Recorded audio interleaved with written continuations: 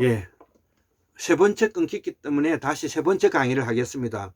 그래서 돈 있는 사람들에게는 기소하지 않고 돈 없는 사람들에게는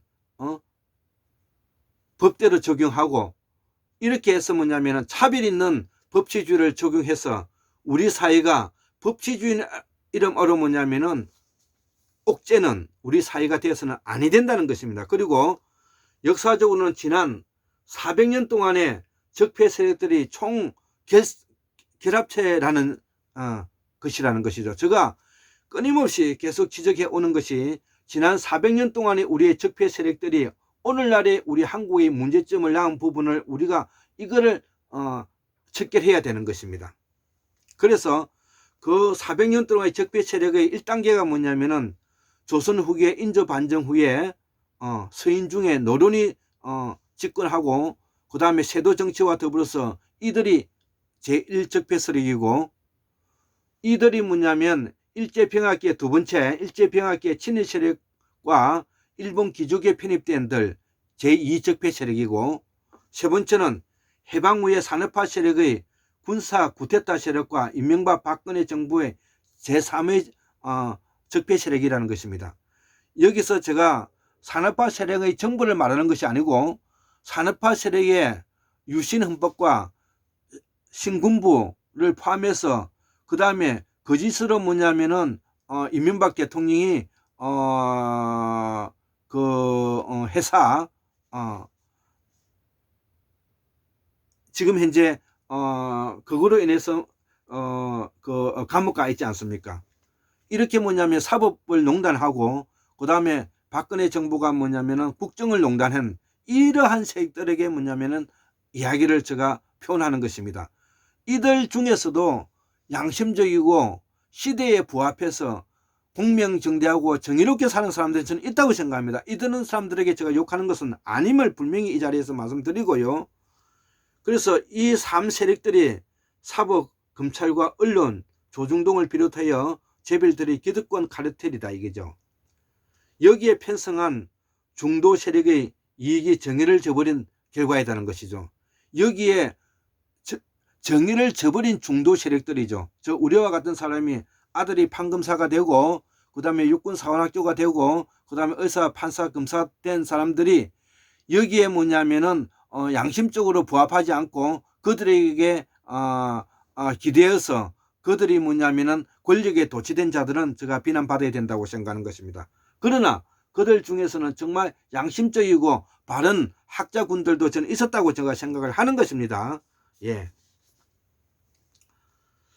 그래서 우리는 그 지난 400년 동안에서도 훌륭하고 인품 있는 알곡을 우리가 앞으로는 찾아내서 그들에게 뭐냐면은 공로를 치사하고, 그 다음에 잘못이 있을 때는 비판받아야 되는 것입니다. 그래서 이러한 중도 세력들이 정의를 저버려서는 절대 안 된다는 것이고, 그리고 그 정의를 저버린 사람들이 가장 우리가 놓쳤던 일들이 형식적 법치주의를 실용하고 차별이 있는 그 법치주의를 적용해서 시대에 부합하는 일에 등한시한 부분은 우리가 비판받아야 된다는 것입니다. 그러면 이를 대체할 수 있는, 그러면 지금 현재 민주화 세력들은 누구냐는 것이죠. 그것은 깨어있는 시민이 조직되는 힘밖에 없다. 그리고 이들을 뒷받침하는 것은 지금 우리가 기득권에 우리가 저항하는 이 민주화 세력들이 있는데요. 이 민주화 세력들 중에서 시민운동가, 양심가, 학자들이 있는데요. 이들의 민주주의를 지키는 것이 우리가 뭐냐면은 보루라는 것이죠. 저는 이것을 뭐냐면 깨어있는 시민회가 표현하고요. 지금 현재 저를 포함해서 지금 현재 훌륭한 뭐냐면은 양심 세력들이 뭐냐면은 학자 양심 세력들이 저는 그들이라 생각하는 것입니다. 그리고 이들이 가진 무기가 바로 저는 유튜브라고 보는 것입니다. 이제는 유튜버 유격대에 의해 가지고 그동안의 기득권이 무너지고 있는 사회인 것입니다. 철저하게 무너질 것입니다. 예. 우리는 그동안에는 힘을 발휘하지를 못했지만은 이제는 유튜브라는 기구를 이용해서 우리는 그들을 몰아내고 새로운 뭐냐면은 깨어있는 시민으로서 민주주의 보루를 지켜나갈 수 있을 것입니다.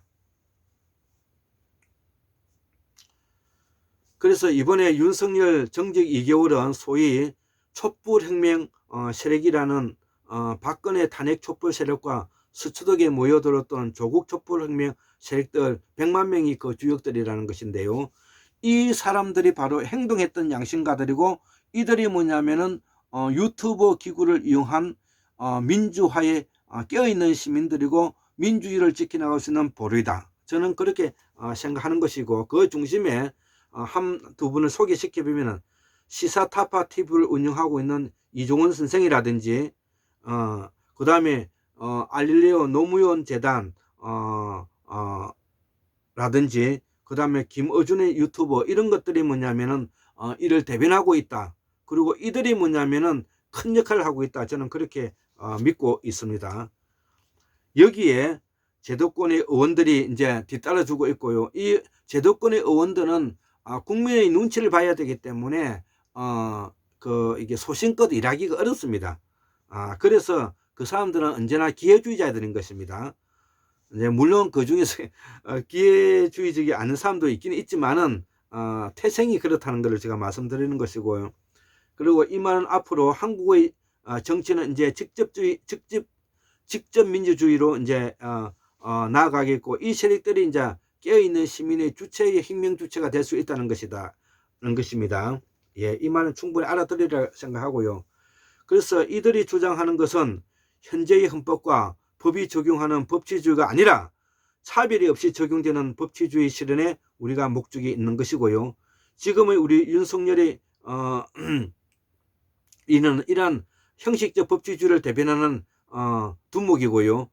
헌법과 법치주의를 주장하는 기득권 세력들이 저거들이 뭐냐면 이데올로기인 것입니다. 그리고 그들이 기득권이고 그들이 뭐냐면 통제수단인 것입니다.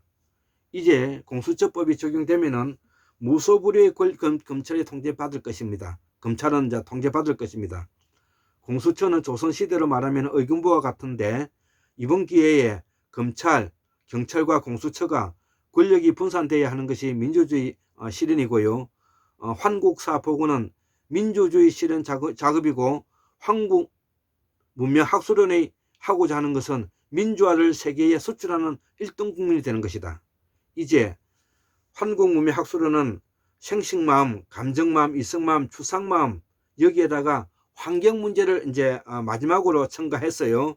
앞으로 저희 뭐냐면은 관심사는 생식마음, 감정마음, 이성마음, 다음에 뭐냐면은 정신마음은 환경 문제를 우리가 생각해서 공부를 해 가야 된다고 생각하고요. 그래서 앞으로 이 정보화 시대와 환경 문제가 우리의 뭐냐면은 우리의 가상적 추상적 마음을 대변하는 것이고, 인류의 문제를 우리가 고민할 문제다. 이렇게 제가 이제 결론을 내리면서요. 이제 지난 400년 동안의 적폐 세력들을 한국문명학술원에서는 끊임없이 제기하면서 우리의 정통 사상을 복원하고 학문의 맥이 끊어져서 나라가 망하는 꼴까지 우리가 보았지 않습니까? 이 지경까지 우리가 놓여 처하지 않았습니까?